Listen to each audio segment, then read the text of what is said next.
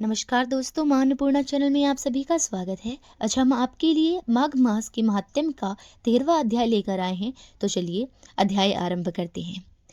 वैकुंठल कहने लगा कि तुम्हारे वचनों से मेरा चित्त अति प्रसन्न हुआ है, क्योंकि सज्जनों के वचन सदैवी गंगा जल के समान पापों को नष्ट करने वाले होते हैं, उपकार करने वाले होते हैं। सज्जन तो प्रिय भूलकर दूसरों के स्वभाव को उसी तरह शांत कर देते हैं जिस प्रकार चंद्रमा अमृत मंडल में पड़े हुए को अमृत को ठंडा कर देता है। आप कृपा करके मुझे ये बतलाइए कि किस प्रकार मैं अपने भ्राता को नरक जाने से रोक सकता हूँ। जब देवदूत कुछ देर तक एकाग्रचित होकर सोचने लगे और फिर बोले, तुम यदि ऐसा चाहते हो कि तुम्हारा भाई स्वर्ग को जाए, तुम जल्दी जल्दी अपने 8 जन्मों का पुण्यफल उसके निमित्त अर्पण कर दो।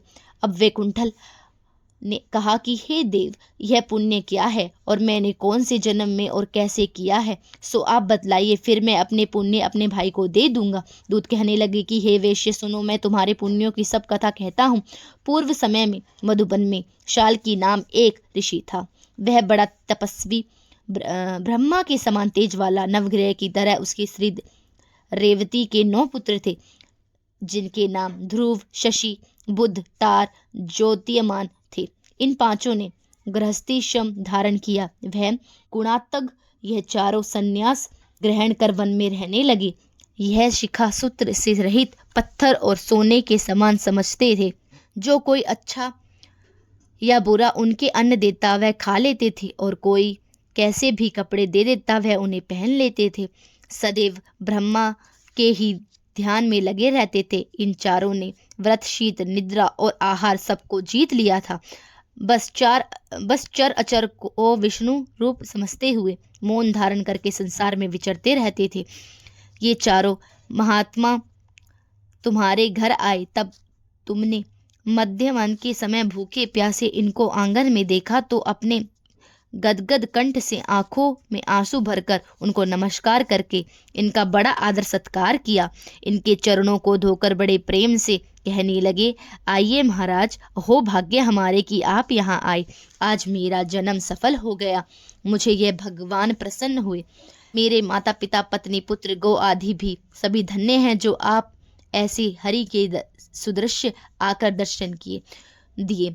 सो हे वेश्य, इस प्रकार तुमने श्रद्धा से उनका पूजन किया और चरण धोकर उनके मस्तक जल को उनके मस्तक से लगाया। फिर विधि पूर्वक उनका पूजन करके उनसे सन्यासियों को भोजन करवाया। इन सन्यासियों ने भोजन करके रात को तुम्हारे घर में ही विश्राम किया और ब्रह्मा के ध्यान में लीन हो गए। इन सन्यासियों के सत्कार से जो पुण्य तुमको मिला है सो मैं भी कहने से असमर्थ हूँ, क्योंकि अब सब भूतों में प्राणी श्रेष्ठ हैं।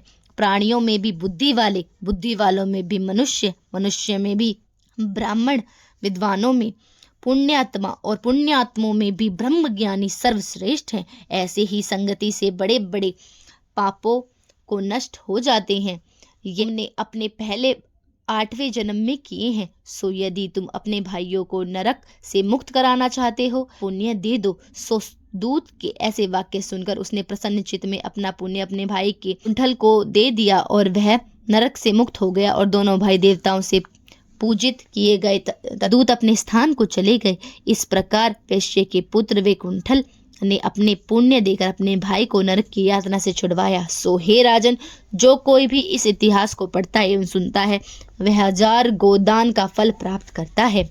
धन्यवाद। आपसे फिर मिलेंगे 14वें अध्याय के साथ।